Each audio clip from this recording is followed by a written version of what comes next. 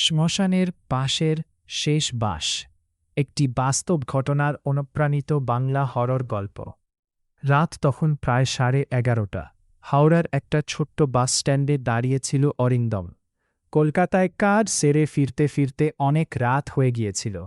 চারপাশ প্রায় ফাঁকা, শুধু দূরে একটা চায়ের দোকানের মিটমিটে আলো আর কুকুরের ডাক।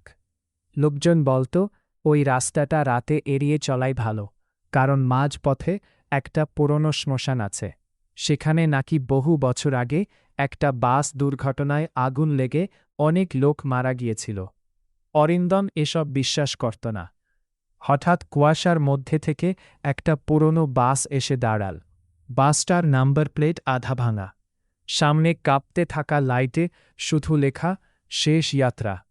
অরিন্দম ভেবেছিল হয়তো লোকাল বাস। কন্ডাক্টর দরজা খুলে বলল, উঠুন, শেষ বাস।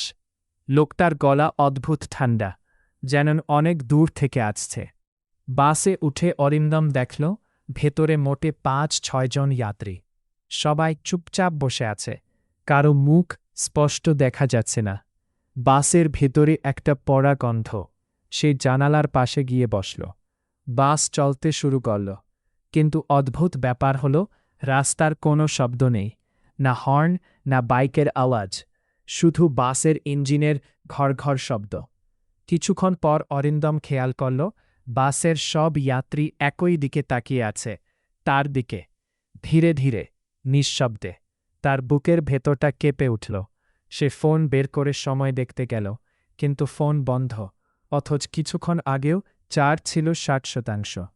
ঠিক তখনই পাশের সিটে বসা এক বৃদ্ধ ফিসফিস করে বললেন, নেমে যান, এখনই নেমে যান। অরিন্দম অবাক হয়ে বলল, কেন? বৃদ্ধ কাপা গলায় বললেন, এই বাস গন্তব্যে পৌঁছায় না। হঠাৎ বাসের লাইট একবার নিভে গেল, আবার জ্বলল, আর তখনই অরিন্দম দেখল বাসের যাত্রীদের মুখ ঝলসে যাওয়া।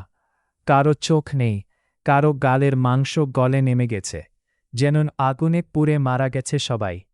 কন্ডাক্টর ধীরে ধীরে পিছন ফিরে তাকাল, তার মুখের অর্ধেকটাই পড়া। সে হাসল, টিকিট কাটেননি তো?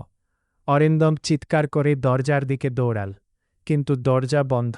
জানালার বাইরে শুধু ঘন কুয়াশা আর শ্মশানের আগুনের মতো লাল আলো। হঠাৎ বাসটা একটা ঝাঁকুনি খেল। বৃদ্ধ লোকটা চেঁচিয়ে উঠলেন, এখন লাফ দিন। অরিন্দম চোখ বন্ধ করে চলন্ত বাস থেকে লাফ দিল। তারপর আর কিছু মনে নেই।